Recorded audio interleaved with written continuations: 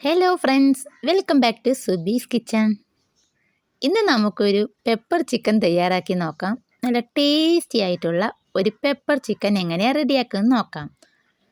അപ്പോൾ നമുക്ക് വീഡിയോയിലോട്ട് പോകാം. ഞാനിവിടെ ചിക്കൻ റെഡിയാക്കാനായി 1 കിലോ ചിക്കൻ നന്നായി ക്ലീൻ ചെയ്ത് മാറ്റി വെച്ചിട്ടുണ്ട്. ഇനി ഇത് നമുക്കൊന്ന് കുക്ക് ചെയ്തെടുക്കാം. അതിനായി ഞാനിവിടെ ഒരു കടായി വെച്ച് ആവശ്യത്തിന് വെളിച്ചെണ്ണ ഒഴിച്ച് കൊടുത്തിട്ടുണ്ട്. ഞാനിവിടെ വെളിച്ചെണ്ണയാണ് ചിക്കൻ റെഡിയാക്കാനായി എടുക്കുന്നത്. ഇനി വെളിച്ചെണ്ണ നന്നായി ചൂടായി വരുമ്പോൾ ഒരു 3 ടേബിൾ സ്പൂൺ ഇഞ്ചി വെളുത്തുള്ളിയും നന്നായിട്ടൊന്ന് പേസ്റ്റ് ചെയ്തതും കൂടി ഇതിലോട്ട് ചേർത്ത് കൊടുക്കാം. ഇഞ്ചി വെളുത്തുള്ളി പേസ്റ്റ് ഈ എണ്ണയിൽ കിടന്ന് നന്നായിട്ട് തന്നെ ഒന്ന് നമുക്ക് മൂപ്പിച്ചെടുക്കാം. നന്നായിട്ട് തന്നെ ഇതേ രീതിയിൽ ഒന്ന് മൂപ്പിച്ചെടുത്ത ശേഷം ഇനി വേണ്ടത് ഒരു പിടി ചെറിയുള്ളിയാണ്. അതായത് ഒരു 10 ചെറിയുള്ളി ഒന്ന് ചതച്ചെടുത്തിട്ടുണ്ട്. പേസ്റ്റ് പോലെ അരച്ചിട്ടില്ല, ജസ്റ്റ് ഒന്ന് ചതച്ചെടുത്തത് മാത്രമേ ഉള്ളൂ. ഇനി അതും കൂടി ചേർത്ത് എണ്ണയിൽ നന്നായിട്ട് തന്നെ നമുക്കൊന്ന് വഴറ്റിയെടുക്കാം. നന്നായി വഴഞ്ഞ് വന്നാൽ ഇതിലോട്ട് നമുക്ക് പച്ചമുളക് ചേർക്കാം. ഞാനിവിടെ ഒരു 3 പച്ചമുളക് നെടുകെ കീറിയതും കൂടി ഇതിലോട്ട് ഇട്ട് കൊടുത്തിട്ടുണ്ട്. ഇനി അതും കൂടി ഒന്ന് നമുക്ക് വഴറ്റിയെടുക്കാം. ഇതെല്ലാം ഒന്ന് വഴഞ്ഞ് വരുമ്പോഴേക്കും നമുക്കിനി സവാളയും കൂടി ഒന്ന് ചേർത്ത് കൊടുക്കാം. ഞാനിവിടെ ഒരു വലിയ 2 സവാള നീളത്തിൽ കനം കുറച്ച് അരിഞ്ഞതും കൂടി ചേർത്ത് കൊടുക്കുന്നുണ്ട്. സവാള എണ്ണയിൽ കടന്ന് നന്നായിട്ടൊന്ന് കളർ മാറുന്നത് വരെ നമുക്കിതൊന്ന് വഴറ്റിയെടുക്കണം. സവാള നന്നായിട്ടൊന്ന് ഉടഞ്ഞു വരുന്നത് പോലെ ഒന്ന് നമുക്കൊന്ന് വഴറ്റിയെടുക്കേണ്ടതുണ്ട്.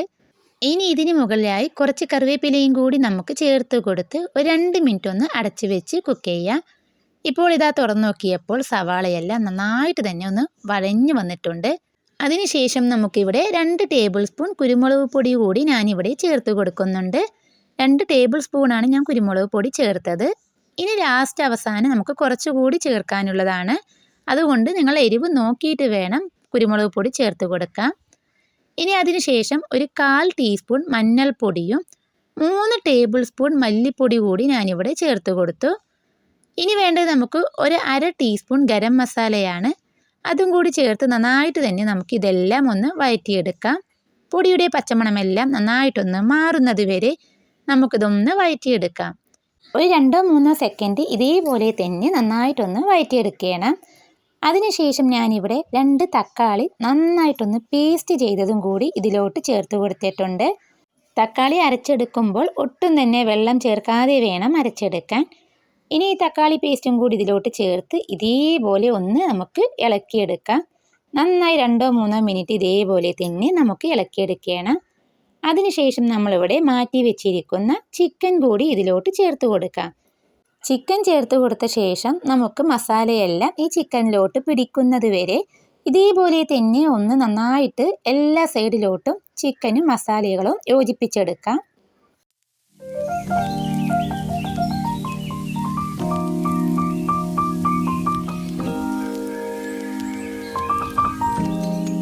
ഇനി നമുക്ക് ഇതിലോട്ട് ആവശ്യത്തിന് ഉപ്പ് കൂടി ഒന്ന് ചേർത്ത് കൊടുക്കാം. ഉപ്പെല്ലാം ചേർത്ത് നന്നായിട്ടൊന്ന് ഇളക്കിയെടുക്കാം. നന്നായി ഇളക്കിയെടുത്ത ശേഷം ഞാനിവിടെ 1/4 ഗ്ലാസ് വെള്ളം ഒഴിച്ച് കൊടുത്തിട്ടുണ്ട്. കുറച്ച് മാത്രം വെള്ളമാണ് ഞാനിവിടെ ചേർത്ത് കൊടുത്തത്. ഇനി ഈ ചിക്കന് നന്നായിട്ടൊന്ന് കുക്കായി കിട്ടാൻ വേണ്ടി നമുക്ക് അടച്ച് വെച്ചൊന്ന് കുക്ക് ചെയ്തെടുക്കാം.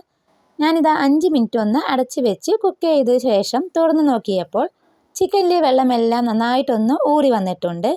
ഇനി നമുക്ക് ഈ വെള്ളമെല്ലാം നന്നായിട്ട് തന്നെ ഒന്ന് വറ്റിച്ചെടുക്കേണ്ടതുണ്ട്. അതിനുശേഷം ഞാനിവിടെ 1/2 ടീസ്പൂൺ പെരിഞ്ജീരകത്തിൻ്റെ പൊടി കൂടി ഒന്ന് ചേർത്ത് കൊടുത്തിട്ടുണ്ട്. ഈ സമയം കൊണ്ട് നമ്മുടെ ചിക്കനെല്ലാം നന്നായിട്ട് തന്നെ ഒന്ന് കുക്കായി വന്നിട്ടുണ്ട്. ഇനി നമുക്കിതിൻ്റെ മുകളിലായിട്ട് കുറച്ചുകൂടി ഒന്ന് കറിവേപ്പില കൂടി ഒന്ന് ചേർത്ത് കൊടുക്കാം. ഇനി നിങ്ങൾക്ക് നന്നായിട്ടൊന്ന് ഡ്രൈ ആയി കിട്ടണമെങ്കിൽ ലോ ഫ്ലെയിമിൽ വെച്ച് നമുക്ക് ഇതിലെ വെള്ളമെല്ലാം നന്നായിട്ടൊന്ന് വറ്റിച്ചെടുക്കാം. ഞാനിതാ ഈ ഒരു പരുവത്തിലാണ് പെപ്പർ ചിക്കൻ റെഡിയാക്കുന്നത്. നിങ്ങൾക്ക് വേണമെങ്കിൽ നിങ്ങളുടെ ഇഷ്ടം പോലെ ഒന്നുകൂടി ഒന്ന് വറ്റിച്ചെടുത്ത് ഒന്ന് ഡ്രൈ ഫ്രൈ ആക്കി എടുക്കാം. ഏറ്റവും ഒടുവിലായി ഞാൻ 1 ടീസ്പൂൺ പെപ്പർ പൗഡർ കൂടി ഇതിൻ്റെ മുകളിലോട്ട് ആഡ് ചെയ്യുന്നുണ്ട്. എന്നിട്ട് ഒരു 2 സെക്കൻഡ് ഇതേപോലെ തന്നെ നമുക്ക് ഒന്നുകൂടി ഒന്ന് ഇളക്കിയെടുക്കാം. ആ സമയം കൊണ്ട് നമ്മുടെ പെപ്പർ പൗഡർ നന്നായിട്ട് ഈ കറിയിലൊന്ന് പിടിച്ചിട്ടുണ്ടാകും. കറിയുടെ ഹൈലൈറ്റ് തന്നെ പെപ്പർ പൗഡർ ആണല്ലോ. അപ്പോൾ നമുക്ക് ഇനിതാ ഫ്ലെയിം ഒന്ന് ഓഫ് ചെയ്യാം. ഫൈനലി നമ്മുടെ കറി ഇവിടെ റെഡി ആയിട്ടുണ്ട്. ഇനി ഫ്ലെയിം ഓഫ് ചെയ്ത ശേഷം കുറച്ച് സമയം നമുക്കിതൊന്ന് അടച്ച് വെച്ച ശേഷം മാത്രമേ ഇതൊന്ന് സെർവ് ചെയ്യാവൂ. ഇനി ഞാനിതാ സെർവിങ് പ്ലേറ്റിലോട്ട് ഇതൊന്ന് മാറ്റിയെടുക്കുന്നുണ്ട്. അപ്പോൾ ഈ റെസിപ്പി തീർച്ചയായും നിങ്ങൾ ഒരിക്കലെങ്കിലും ട്രൈ ചെയ്ത് നോക്കണം.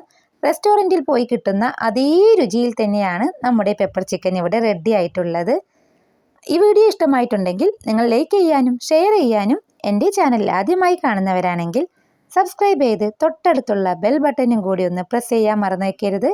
നിങ്ങളെപ്പോലുള്ളവരുടെ സപ്പോർട്ടാണ് ഞങ്ങളെപ്പോലുള്ളവർക്കുള്ള പ്രചോദനം.